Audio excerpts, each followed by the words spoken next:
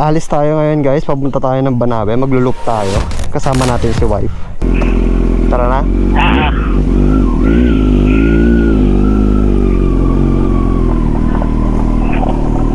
Sa tayo guys, kasama natin si wife ngayon.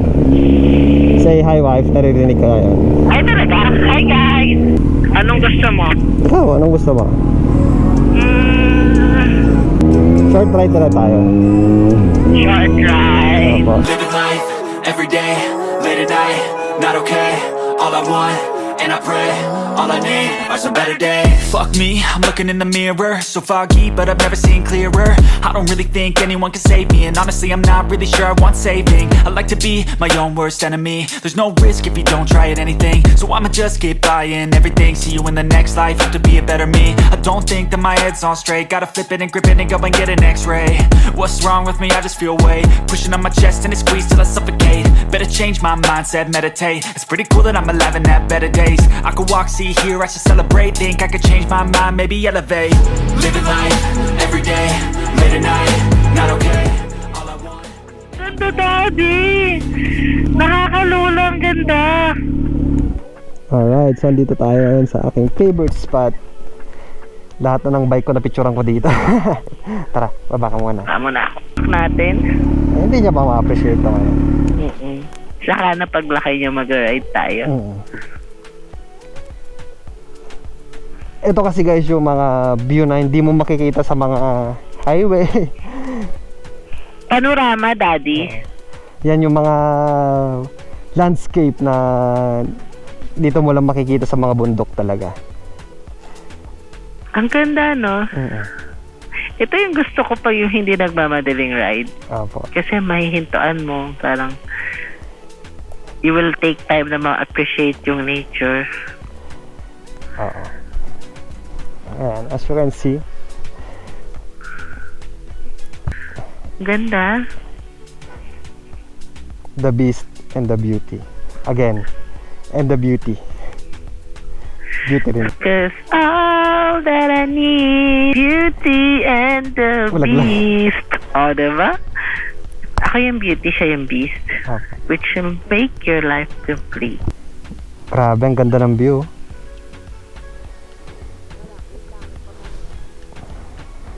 Hindi ako nagsasawang tignan to tuwing nagra-ride kami. Oo, ako. Ano? Nagutom. Isa pa lang kinahain ko. Isang balot pa lang. Isang balot na lang. Isang balot na lang pala kakainin niya. Alright, andito tayo sa, di ko alam, mayoyo pa rin, mayuyaw. Nag-stop over kami kasi nagugutom na si wife, yun yung bike ko. Ganda ng view dito. Mahal. Yun o. Sa kabila naman. Ayan siya. Dito kami sa tindahan ni... Anong pangalan ng store ninyo? Bayachan Store, shout out. May wifi din dito, 5 pesos per hour. Only dito. Alright. So, tapos na tayo magpahinga. Nagpa-cool down lang kami saglit. Ayan si wife kumain ng balot. Balot. Sarap daw ng balot. Balot. Balots pala yung kinain niya, madami yun. Ayan, tuloy ang ride, papuntang Banaue.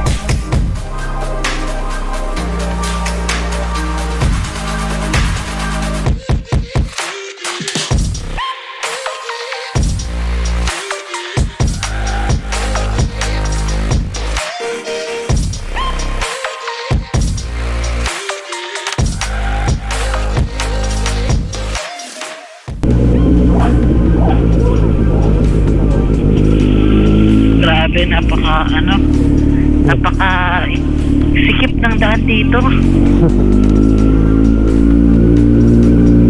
Ginawa ng park yan, ha? Oo, yung mga motorista talagang magaan dyan. Hanap tayo ng masarap na kayo. Ano yung sinasabi Ano bang gusto mo, yung may mga buttered chicken, ganon? Ayoko na ng chicken recipe. Gusto ko pork. Pork, Mga papaitan, bulalong. bulalords. Yeah. Oh, bigla naman tumatawid si kuya. Takot. Alright, nandito na tayo sa mismong bayan ng Banaue. So hanap lang tayo ng makakainan. Okay, merienda kung anong 220. So may kain. So baka sumabit tayo. Kaya, Dito yung isang kinainan ko noon. saan? Saan? Yamis. Gusto mo ba dito kumain? Sige. Hanap muna tayo. ATM mo na. Smart padala, sepuan na ako. Parking city. So ito na yung bayan ng Banaue. Oo, ito na yung palengke nila. Okay. O yung bahan may motor sa gilid. May Saan? motor sa gilid. Teka, magtanong tayo. Ay ma'am, excuse po. Saan po Ano? yung pinakamalapit na ATM dito? ATM po. machine. Munisipyo. Dito lang po. Thank you pa. Munisipyo. Ay, offline po. Ay, sige po. Thank you pa. Thank you po. Cash. Ayan o, ATM inside pala. Dito na tayo sa may Uyami. Ayan, so ayan yung Banaue. Ito o, ayan, so order lang tayo ng makakain habang nagpapahinga. Ayan, ang ganda ng view dito. Hindi lang makita dito sa camera pero ang ganda ng view. Alright, ang order namin is ano to, green view Express. okay, green view express and pork sinigang kay wife. Kakain na ba sa atin ng pork po? Ilang piraso? Madami rin. Madami rin. Alright, so chow muna tayo. Alright, parating na tayo dito sa may viewpoint natin. Ganda ng Banaue. Alright, so unexpected tayo guys. Bale, napagplanuhan na itutuloy na namin yung ride namin hanggang Sagada. So doon na kami mag-go overnight. Bale, ang unang usapan kasi is maglo-loop ride lang kami ng Banaue. Parang nagbago yung isip. Tingnan natin kung makakapasok tayo guys, kasi last time na dumaan kami doon is napakahigpit. So ngayon, susubukan natin kung makakapasok tayo. Okay? Tara, let's go! Take me back to a place where I felt at home. Take me back to a day when we weren't alone. Take me back to an age when the world felt small. Way back before we blew it all. Ganda talaga. To a place where I felt at home. Take me back to a day when we weren't alone. Take me back to an age when the world felt small. Way back before we blew it all. Too many things going on, I can't keep track of them all. From people dropping a bomb to people putting up walls. I feel like life is on hold, perception stuck in a vault. I know that time can heal all, but how much time till we fall? It's awfully chilly outside, when there's no shelter to hide. When everything is a lie, you'll find that out in some time. But when the things on your mind are all considered a crime, communication aside, we'll all just fight till we die. Is this an argument, or just the start of it? Either way, I don't wanna be a part of it. Can I just get some space? I don't have the heart for this. I can't be picking up the pieces, fixing scars from this. Is this an argument, or just the start of it? I wanna drive away so I can be so far from it. I wanna find a place where no one breaks their promises. Or maybe drown myself in something that is bottomless. Take me back to a place where I felt at home. Take me back to a day when we weren't alone. Take me back to an age when the world felt small. Wala akong masabing yung bird. Ganda siya. Ganda kasi talaga ng view. Stunning kasi talaga siya. So, kung sakaling mapunta kayo dito, subukan nyo para makita nyo. Oo, iba yung feeling eh, no? Oo. Iba yung feeling na pinapanood ko lang. Yung experience ko talaga. Oo po. Iba yung ganda sa personal. Oo. Minsan kasi sa camera, hindi nakukuha lahat ng details. Kumbaga magkaiba yung nakikita mo sa camera at saka sa mismong personal. Oo, yung gandang-ganda ka na nga sa video. Tapos, yung ito nga, yung na-experience mo pa, overwhelming talaga. Oo po, grabe. Oo. Kaya, i-encourage ko kayo kung sakaling gusto nyo makakita ng breathtaking na mga sceneries, panorte kayo. O kaya dito sa gitna, Mountain Province. Parang pusok na pusok yung matang masudaan. Tapos ang sarap pa ng lamig ng hangin. Bondoc, Mount Province! Welcome to Bontoc.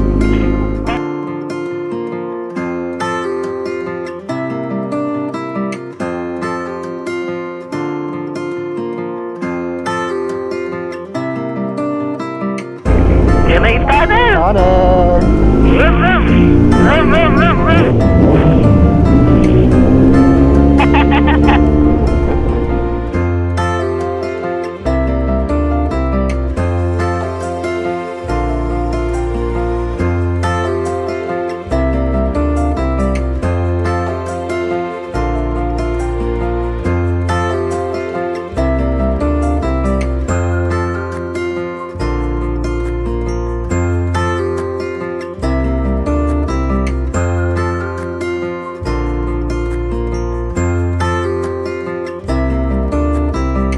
Yung mga cellphone natin. Baka Ay! Dami baka! Oh my God! wala na yung mga baka din. Parang mga aso lang yung baka nila. Baka wala na yung mga baka. Dapat kasi mo sa umaga. Wow! Wow, sige. This is not bad.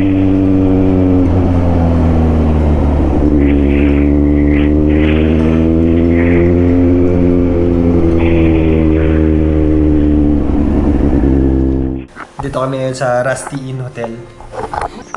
Sobrang lamig dito, guys. Parang nasa Baguio din. Dito na tayo sa may Atok Benguet, highest point. Welcome to Baguio City!